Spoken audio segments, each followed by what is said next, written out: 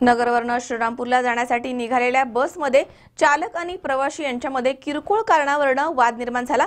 यावेळी चालकाने एसटी थेट राहुरी पोलीस ठाण्यामध्ये आणली आहे। त्यामुळे इतर प्रवाशांची मात्र चांगलीच धांदल उडाली। 17 एप्रिल रोजी दुपारी ही घटना घडली आहे। नगरवरून श्रीरामपूरला जाण्यासाठी निघालेल्या बसमध्ये चालक आणि प्रवाशांमध्ये किरकोळ कारणावरून वादावादी झाली। यावेळी चालकाने एसटी बस थेट राहुरी पोलीस ठाण्यामध्ये आणली। त्यामुळे इतर प्रवाशांची मात्र चांगलीच धांदल उडाली आहे। 17 एप्रिल रोजी दुपारी ही घटना घडली आहे। श्रीरामपूर आगारामधील एसटी ही 17 एप्रिल रोजी दुपारी 11:30 वाजेच्या दरम्यान नगर इथनं श्रीरामपूरकडे जाण्यासाठी निघाली होती।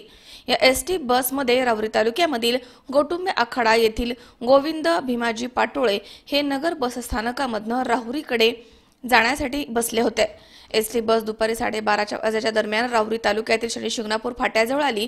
त्यावेळी पाटोळे यांनी चालकास बस थांबवण्यासाठी सांगितलं। मात्र त्या ठिकाणी एसटी थांबा नसल्यामुळे बस चालक पोपट लक्ष्मण सानप यांनी एसटी बस सरळ पुढे चालवत नेली। या गोष्टीचा राग आल्यामुळे गोविंद पाटोळे आणि बस चालक पोपट सानप या दोघांमध्ये बाचाबाची झाली आणि धरपकड देखील झाली आहे। यावेळी बस चालकाने एसटी बस थेट राहुरी पोलीस ठाण्यामध्ये आणून उभी केली।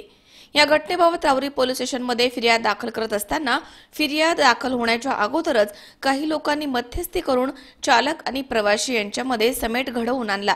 प्रवासी गोविंद पाटोळे यांनी पोलिसांच्या समक्ष बस चालक आणि वाहकाची माफी मागितली आणि घडलेल्या प्रकरणावरती पडदा टाकलाय आणि त्यांनी फिर्याद देण्यास टाळला आहे।